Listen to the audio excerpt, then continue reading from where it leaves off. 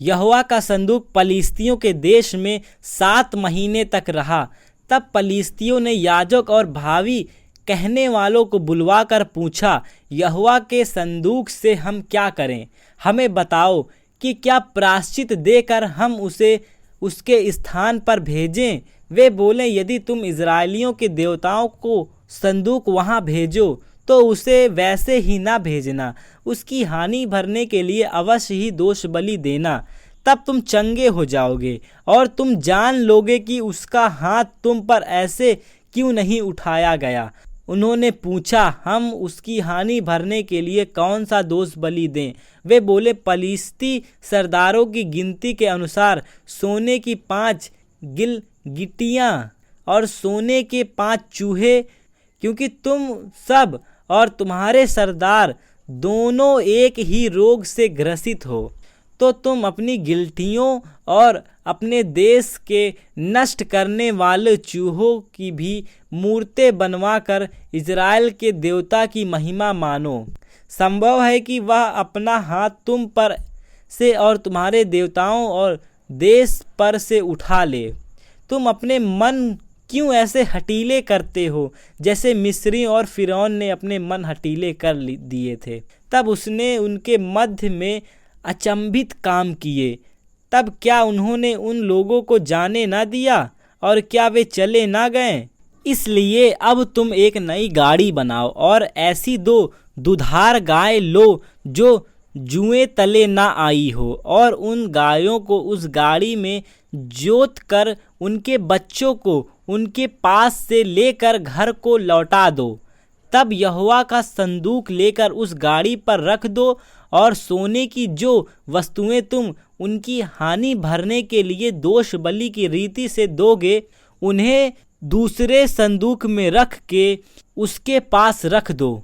फिर उसे रवाना कर दो कि चली जाए, और देखते रहना, यदि वह अपने देश के मार्ग से होकर बेतशेमेश को चले तो जानो कि हमारी यह बड़ी हानि उसी की ओर से हुई है, और यदि नहीं तो हमको निश्चय होगा कि यह मार हम पर उसकी ओर से नहीं परंतु संयोग से हुई है। उन मनुष्यों ने वैसा ही किया, अर्थात 2 दुधार गाय लेकर उस गाड़ी में जोती और उसके बच्चों को घर में बंद कर दिया, और यहोवा का संदूक और दूसरा संदूक और सोने के चूहों और अपनी गिलटियां की मूर्ति की गाड़ी पर रख दिया। तब गायों ने बेतशेमेश का सीधा मार्ग लिया। वे सड़क ही सड़क रबाती हुई चली गईं और ना दाहिने मुड़ी और ना बाएं, और पलिश्तियों के सरदार उनके पीछे पीछे बेतशेमेश की सीमा तक गए। बेतशेमेश के लोग तराई में गेहूं काट रहे थे, और जब उन्होंने आंखें उठाकर संदूक को देखा तब उसके देखने से आनंदित हुए। गाड़ी यहोशू नामक एक बेतशेमेश के खेत में जाकर वहां ठहर गई, जहां एक बड़ा पत्थर था। तब उन्होंने गाड़ी की लकड़ी को चीरा और गायों को होम बलि करके यहोवा के लिए चढ़ाया, और लेवी ने यहोवा के संदूक को उस संदूक समेत जो साथ था उसमें सोने की वस्तुएं थी उतार के उस बड़े पत्थर पर रख दिया। और बेतशेमेश के लोगों ने उसी दिन यहोवा के लिए होम बलि और मेल बलि चढ़ाई। यह देखकर पलिश्तियों के 5 सरदार उसी दिन एक्रोन को लौट गए। सोने की गिलटियां जो पलिश्तियों ने यहोवा की हानि भरने के लिए दोष बलि करके दी थी, उनमें से एक तो अस्दोद की ओर से, और अज्जा, एक अस्कलोन, एक गत और एक एक्रोन की ओर से दी गई थी। और वह सोने के चूहे क्या शहर पनाह वाले नगर, क्या बिना शहर पनाह के गांव, वरन जिन बड़े पत्थर पर यहोवा का संदूक रखा गया था, वह पलिश्तियों के 5 सरदार के अधिकार तक की सब बस्तियों की गिनती के अनुसार दिए गए। वह पत्थर आज तक बेतशेमेश यहोशू के खेत में है। फिर इस कारण से कि बेतशेमेश के लोगों ने यहोवा के संदूक के भीतर झांका था, उसने उसमें से 70 मनुष्य और फिर 50,000 मनुष्य मार डाले। और वहां के लोगों ने इसलिए विलाप किया कि यहोवा ने लोगों का बड़ा ही संहार किया था। तब बेत शमेश के लोग कहने लगे, इस पवित्र परमेश्वर यहोवा के सामने कौन खड़ा रह सकता है, और वह हमारे पास से किसके पास चला जाए। तब उन्होंने किर्यात यरीम के निवासियों के पास यूं कहने को दूत भेजे, पलिश्तियों ने यहोवा का संदूक लौटा दिया है, इसलिए तुम आकर उसे अपने यहाँ ले जाओ। तब किर्यात यरीम के लोगों ने जाकर यहोवा के संदूक को उठाया और अबीनादाब के घर में जो टीले पर बना था रखा, और यहोवा के संदूक की रक्षा के लिए अबीनादाब के पुत्र एलीहजार को पवित्र किया। किर्यात यरीम में संदूक को रखे हुए बहुत दिन हुए, अर्थात 20 वर्ष बीत गए, और इज़राइल का सारा घराना विलाप करता हुआ यहोवा के पीछे चलने लगा।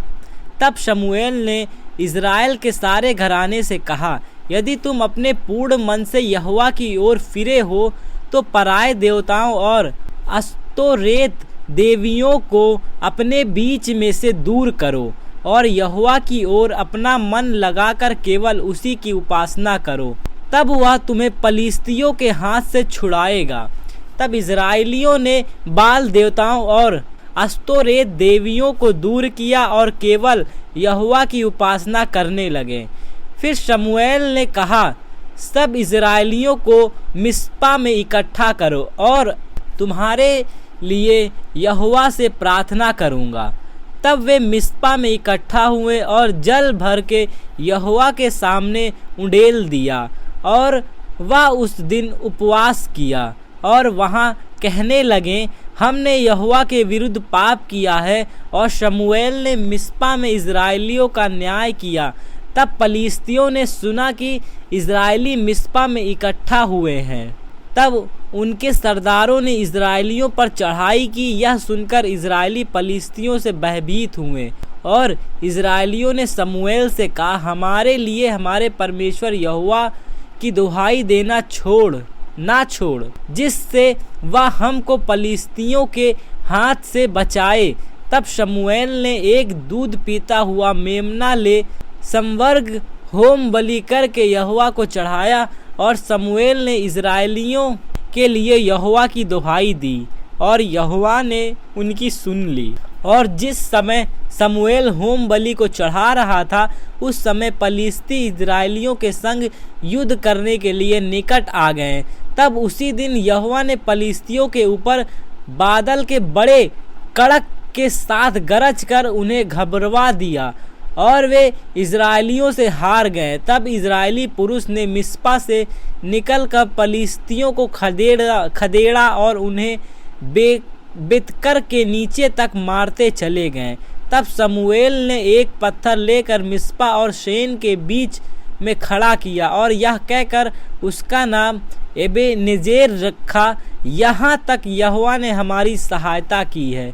तब पलिश्ती दब गए और इज़राइली के देश में फिर न आए, और शमूएल के जीवन भर यहोवा का हाथ पलिश्तियों के विरुद्ध बना रहा, और एक्रोन और गत तक जितने नगर पलिश्तियों ने इज़राइलियों के हाथ से छीन लिए थे, वे फिर इज़राइलियों के वश में आ गए, और उनका देश भी इज़राइलियों ने पलिश्तियों के हाथ से छुड़ाया, और इज़राइली और एमोरियों के बीच भी संधि हो गई। शमूएल जीवन भर इज़राइलियों का न्याय करता रहा। वह प्रतिवर्ष बेतेल और गिलगाल और मिस्पा में घूम घूमकर उन सब स्थानों में इज़राइलियों का न्याय करता था। तब वह रामा में जहाँ उसका घर था लौट आया, और वहाँ भी इज़राइलियों का न्याय करता था, और वहाँ उसने यहोवा के लिए एक वेदी बनाई। जब शमूएल बूढ़ा हुआ, तब उसने अपने पुत्रों को इज़राइल पर न्यायी ठहराया। उसके जेठे पुत्र का नाम रोएल और दूसरे का नाम अबियाह था। ये बेरशेबा में न्याय करते थे, परंतु उसके पुत्र उसी राह पर ना चले, अर्थात लालच में आकर घूस लेते और न्याय बिगाड़ते थे। तब सब इज़राइली वृद्धा इकट्ठा होकर रामा में शमूएल के पास जाकर उससे कहने लगे, सुन, तू तो अब बूढ़ा हो गया है, परंतु तेरे पुत्र तेरी राह पर नहीं चलते। अब हम पर न्याय करने के लिए सब जाति की रीति के अनुसार हमारे लिए एक राजा नियुक्त कर दे। परंतु जो बात उन्होंने कही, हम पर न्याय करने के लिए हमारे ऊपर राजा नियुक्त कर दे, यह बात शमूएल को बुरी लगी। और शमूएल ने यहोवा से प्रार्थना की और यहोवा ने शमूएल से कहा, वे लोग जो कुछ तुझसे कहें उसे मान ले, क्योंकि उन्होंने तुझको नहीं परंतु मुझको निकम्मा जाना है कि मैं उनका राजा ना रहूं। जैसे जैसे काम वे उस दिन से जब से मैं उन्हें मिस्र से निकाल लाया आज के दिन तक करते आए हैं कि तुझको त्याग कर पराए देवताओं की उपासना करते आए हैं, वैसे ही वे मुझसे भी करते हैं। इसलिए अब तू उनकी बात मान, तो भी तू गंभीरता से उनको भली भांति समझ दे और उनको बतला भी दे कि जो राजा उन पर राज करेगा उसका व्यवहार किस प्रकार का होगा। शमूएल ने लोगों को जो उससे राजा चाहते थे यहोवा की सब बातें कह सुनाई। उसने कहा, जो राजा तुम पर राज करेगा उसकी यह चाल होगी, अर्थात वह तुम्हारे पुत्रों को लेकर अपने रथों और घोड़ों के काम पर नौकर रखेगा और वे उसके रथों के आगे आगे दौड़ा करेंगे। फिर वह उनको हजारों हजार और 50-50 के ऊपर प्रधान बनाएगा और कितनों से वह अपने हल जुतवाएगा और अपने खेत कटवाएगा और अपने लिए युद्ध के हथियार और रथों के साज बनवाएगा। फिर वह तुम्हारी बेटियों को लेकर उनसे सुगंध द्रव्य और रसोई और रोटियां बनवाएगा। फिर वह तुम्हारे खेतों और दाख और जैतून की बारियां में से जो अच्छी से अच्छी होगी उन्हें लेकर अपने कर्मचारियों को देगा। फिर वह तुम्हारे बीज और दाख की बारियां का 10वां अंश लेकर अपने हकीमों और कर्मचारियों को देगा। फिर वह तुम्हारे 10 दास दासियों को और तुम्हारे अच्छे से अच्छे जवानों को और तुम्हारे गदहों को भी लेकर अपने काम में लगाएगा। वह तुम्हारी भेड़ बकरियां का भी 10वां अंश लेगा। इस प्रकार तुम लोग उसके दास बन जाओगे और उस दिन तुम अपने उस चुने हुए राजा के कारण दुहाई दोगे, परंतु यहोवा उस समय तुम्हारी ना सुनेगा। तो भी उन लोगों ने शमूएल की बात ना सुनी और कहने लगे, नहीं, हम निश्चय अपने लिए राजा चाहते हैं जिससे हम भी और सब जातियों के समान हो जाएं और हमारा राजा हमारा न्याय करे और हमारे आगे आगे चलकर हमारी ओर से युद्ध किया करे। लोगों की ये सब बातें सुनकर शमूएल ने यहोवा के कानों तक पहुंचाया। यहोवा ने शमूएल से कहा, उनकी बात मानकर उनके लिए राजा ठहरा दे। तब शमूएल ने इजरायली मनुष्य से कहा, तुम सब अपने अपने नगर को चले जाओ। बिन्यामी के गोत्र में कीस नाम का एक पुरुष था जो अपीहू के पुत्र बकोरत का परपोता और सरोर का पोता और अबीएल का पुत्र था। वह एक बिन्यामी पुरुष का पुत्र और बड़ा शक्तिशाली सूरमा था। उसके साउल नामक एक जवान पुत्र था जो सुंदर था और इजरायलियों में कोई उससे बढ़कर सुंदर ना था।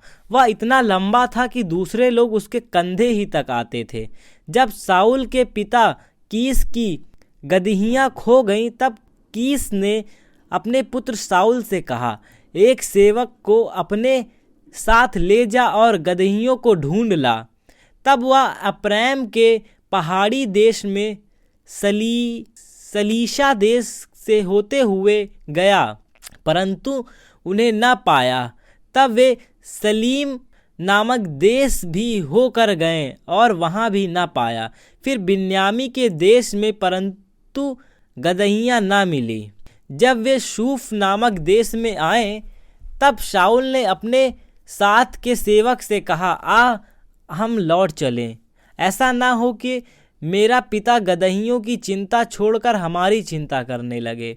उसने उससे कहा, सुन, इस नगर में परमेश्वर का एक जन है जिसका बड़ा आदर मान होता है और जो कुछ वह कहता है वह बिना पूरा हुए नहीं रहता।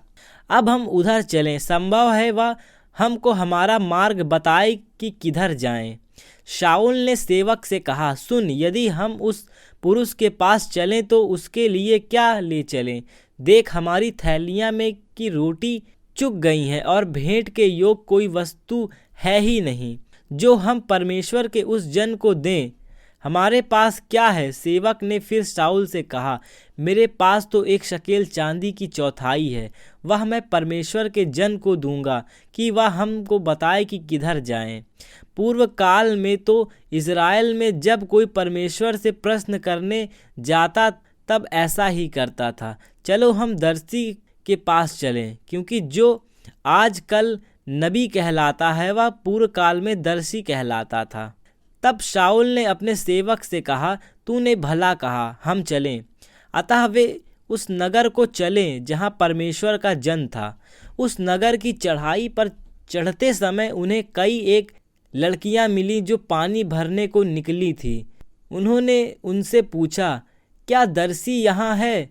उन्होंने उत्तर दिया, है, देखो वह तुम्हारे आगे है।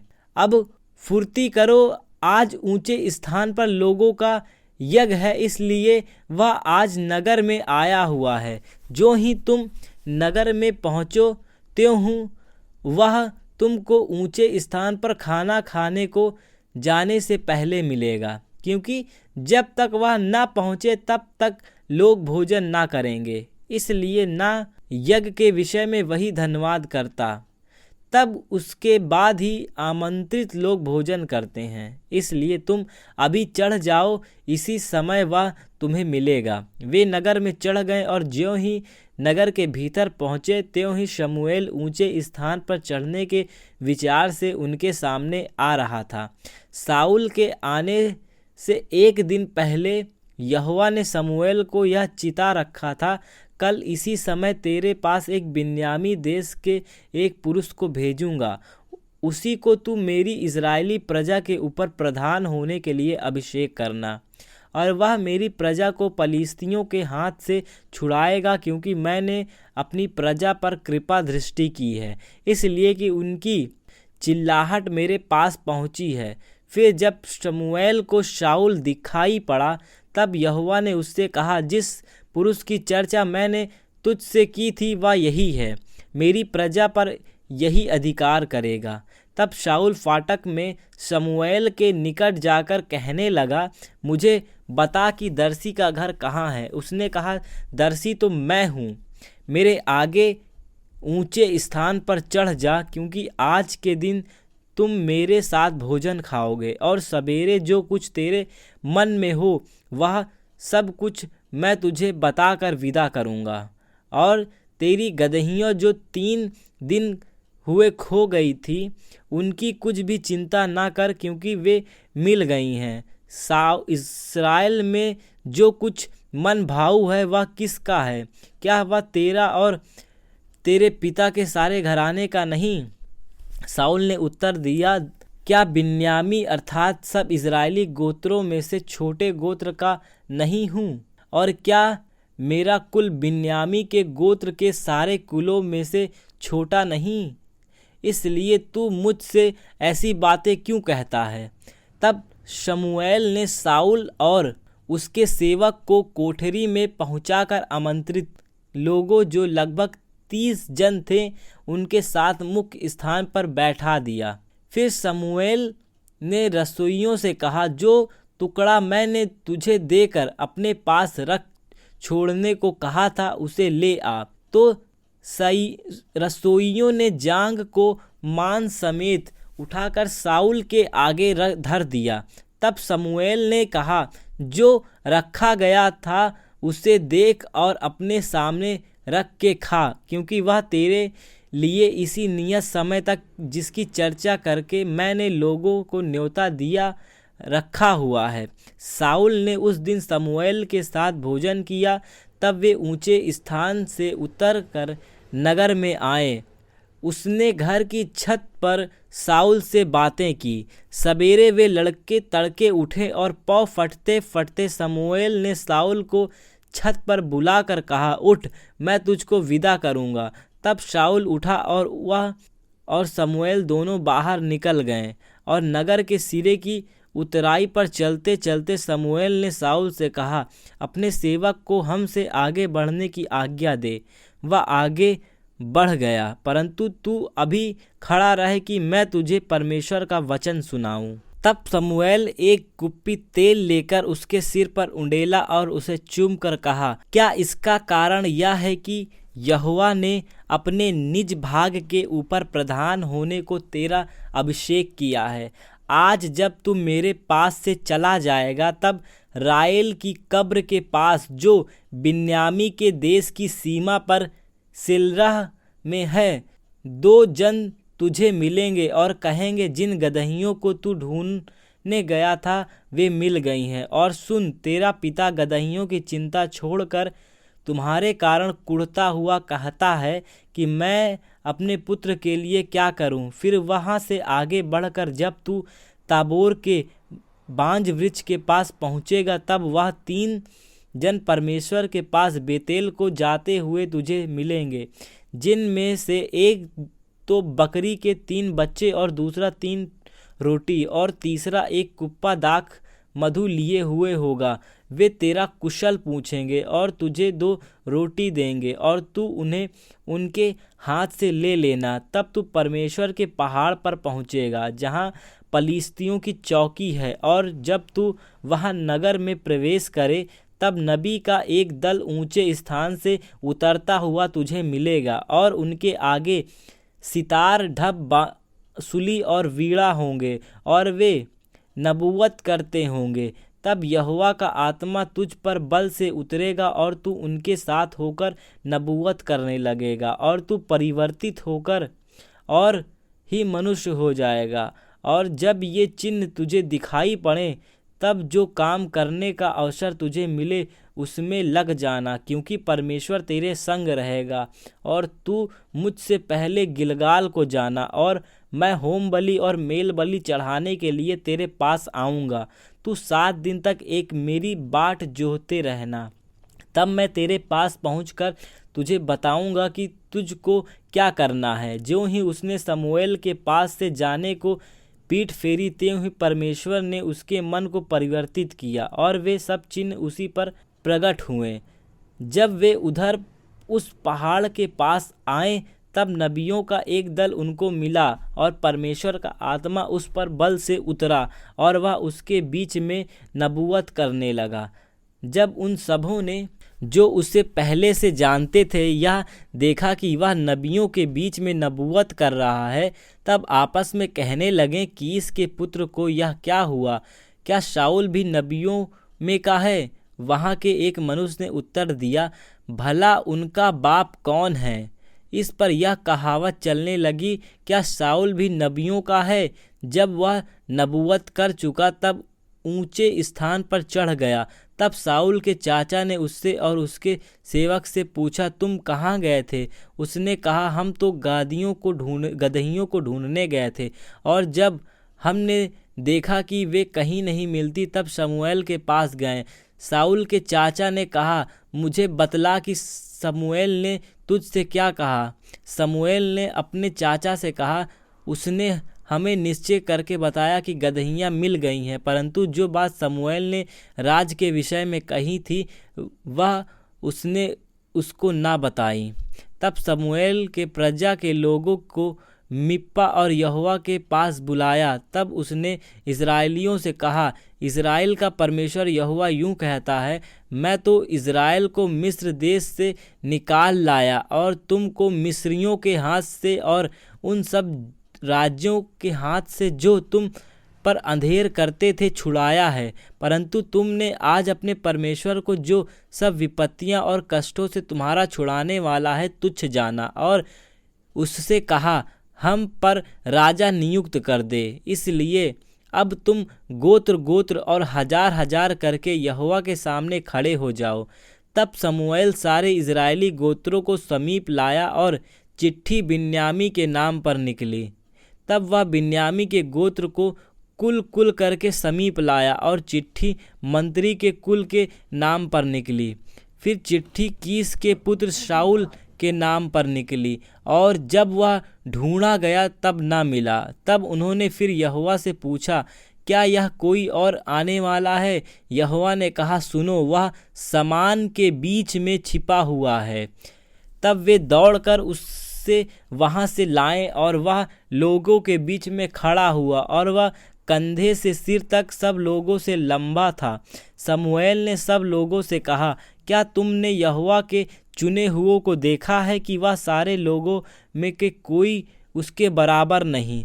तब सब लोग ललकार कर बोल उठे, राजा चिरंजीवी रहे। तब शमूएल ने लोगों से राजनीति का वर्णन किया और उसे पुस्तक में लिखकर यहोवा के आगे रख दिया। फिर शमूएल ने सब लोगों को अपने अपने घर जाने को विदा किया और शाऊल गिबा को अपने घर चला गया और उसके साथ एक दल भी गया जिसके मन को परमेश्वर ने उभारा था। परंतु कई लुच्चे लोगों ने कहा, यह जन हमारा क्या उद्धार करेगा, और उन्होंने उसको तुच्छ जाना और उसके पास भेंट न लाए। तो भी वह सुनी अनसुनी करके चुप रहा।